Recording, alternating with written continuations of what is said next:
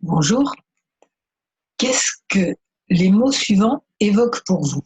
Soyez attentif à votre ressenti et à vos associations d'idées. Donc, les mots puissance ou pouvoir. Est-ce que un tout petit peu en filigrane sont passées des idées de dictature ou de financiers ventrus avec des dollars plein les poches? Quelque chose comme ça vous a traversé l'esprit? Ça me faisait beaucoup ça. Et parce que notre cerveau émotionnel, notre inconscient, est habitué à tout mélanger. Des tas de concepts, ils finissent par s'en méfier parce que ça a été tellement souvent mal utilisé. Pareil pour l'argent. L'argent, euh, beaucoup de gens, Berk, t'en voudrais pas un peu plus quand même? Oui, mais Berk quand même. Vous voyez les neurones qui se font des nœuds là, dans l'histoire. Et pourtant, l'argent, c'est qu'un outil aussi. De même que la puissance, le pouvoir, c'est juste un état de fait qui pourrait se désigner par vitalité, par énergie vitale, et n'être pas forcément utilisé de façon pourrie comme l'argent. Okay, quand on dit le pouvoir tue, le pouvoir absolu tue absolument, je ne sais plus les phrases, gloops, non. Le pouvoir, la puissance, c'est l'énergie vitale, okay, qui va être utilisée en bien ou en mal. Mais elle est associée aussi, ces deux mots-là sont aussi associés à des tas de souffrances. Parce que quand un enfant exprime sa vitalité joyeuse, son pouvoir bénéfique, sa puissance bénéfique, souvent on lui dit « tais-toi, fais pas de bruit, dérange pas, boucle là, va à l'étranger avec les autres. » Okay, et il a vite compris que chaque fois qu'il lui montait une puissance volcanique de super vitalité bénéfique, d'accord, pour son bien et celui de son entourage s'il l'accepte, à chaque fois que ça commençait à monter, c'était tais-toi. Voilà. Qu'est-ce qu'on fait pour se remettre quelques neurones à l'endroit? On va faire de l'EFT.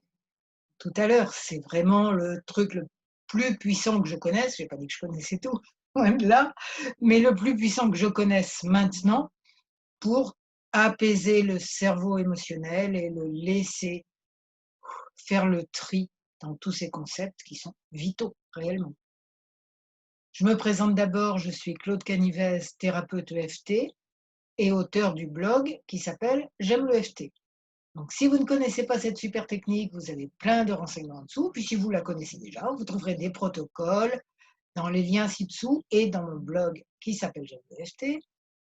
Vous trouverez plein de protocoles sur plein de sujets, sur ma chaîne YouTube aussi, voilà. Et voilà. Donc on y va. Si vous ne connaissez pas l'EFT, vous faites les mêmes gestes que moi, c'est des points d'acupuncture. Si vous la connaissez déjà et que vous avez l'habitude de faire vos tappings d'une certaine manière, vous faites comme vous voulez. Il n'y a pas.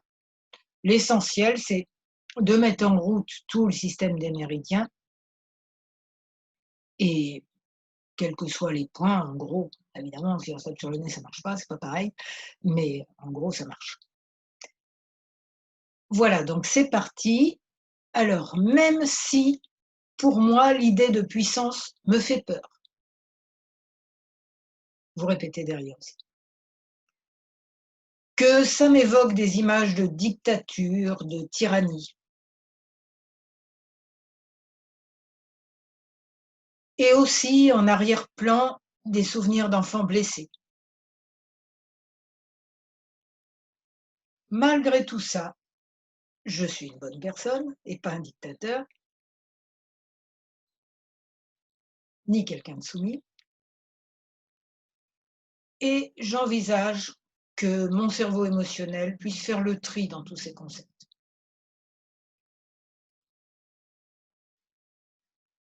Ouais, mais la puissance, il y a tellement de gens qui s'en servent mal. Le pouvoir, c'est que des dictateurs avec des médailles, quoi. C'est méchant. La puissance, le pouvoir, c'est méchant. On m'a toujours dit que je la ramenais trop. Pour qui tu te prends de vouloir imposer ton point de vue? Bah, je veux pas l'imposer, je veux juste le dire. C'est pareil. Non, en fait, non. Là, je tapote sous les bras, ensuite ça sera sous les seins.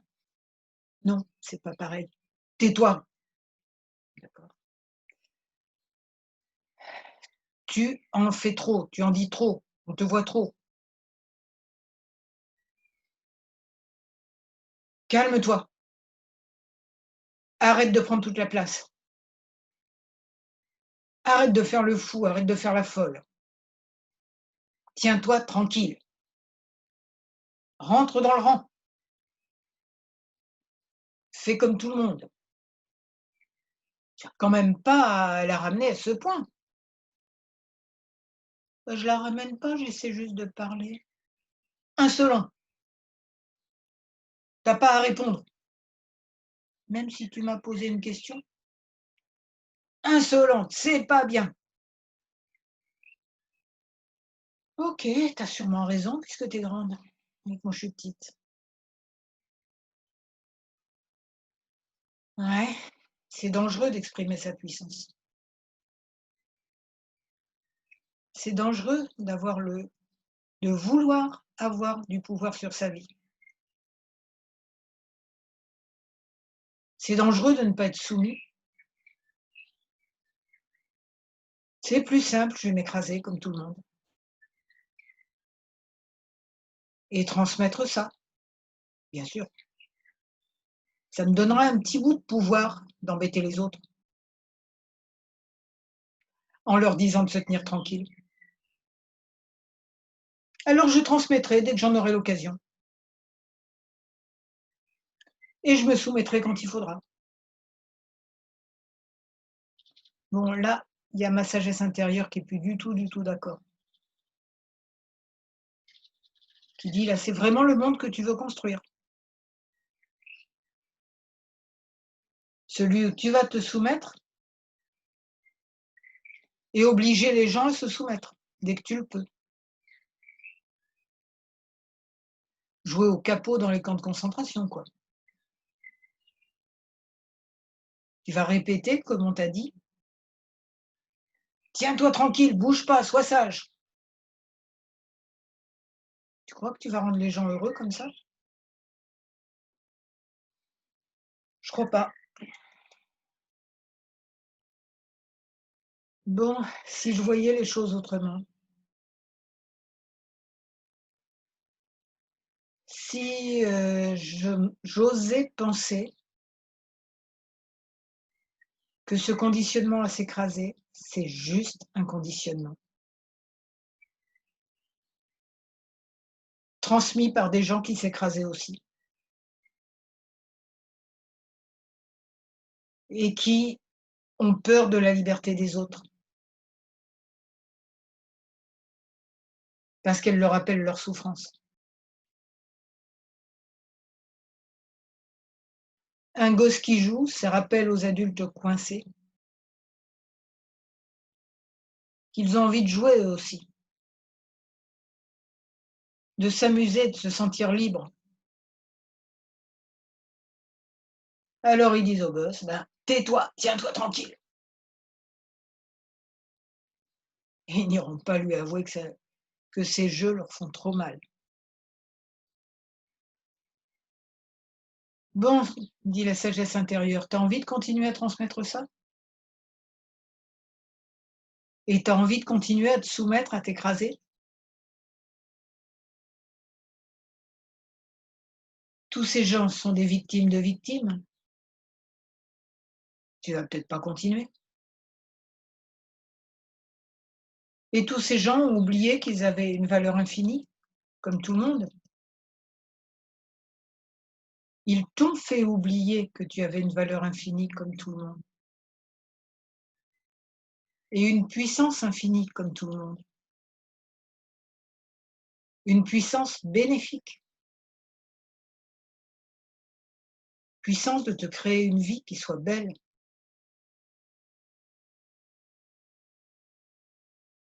puissance de te créer une vie où tu ressens de la compassion pour ces gens qui veulent te commander. Dans certains cas, il faut bien céder, ok? Comme le roseau face au chêne, il plie mais ne rompt pas.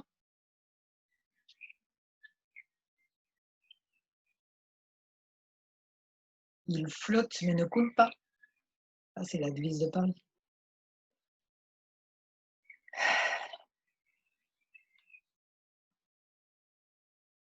Donc oui, dans certains cas, la puissance, on est bien obligé de la mettre un petit peu de côté. Mais ce qui est important, c'est de savoir qu'on l'a et qu'elle est bénéfique. Et de l'exprimer le plus souvent possible. Et de continuer à croire en elle, contre vents et marées, comme on sait qu'on a une sagesse intérieure. Qu'on a tous une puissance infinie bénéfique et une sagesse intérieure infinie bénéfique. Et de voir tout cela en nous et chez les autres. C'est génial pour nous et pour tous les êtres. Voilà, j'espère que ce protocole vous a fait du bien, vous a fait recontacter un peu de votre puissance qui est bonne. Il y a aussi de la puissance mauvaise, mais on n'est pas obligé. Ça aussi, c'est un outil, c'est une énergie. Voilà, votre vitalité, vous en faites ce que vous voulez. Idéalement, autant qu'elle vous rende heureuse et qu'elle rende heureuse autour de vous. Donc, si vous avez aimé ce tapping, je vous rappelle mon blog qui s'appelle J'aime l'EFT. Et vous pouvez mettre un like, transmettre la vidéo aussi si elle peut inspirer d'autres gens que vous connaissez. Et quoi encore, vous abonner à ma chaîne YouTube et à ma newsletter de mon blog qui s'appelle J'aime l'EFT. Donc, je vous souhaite beaucoup de bonheur et je vous remercie.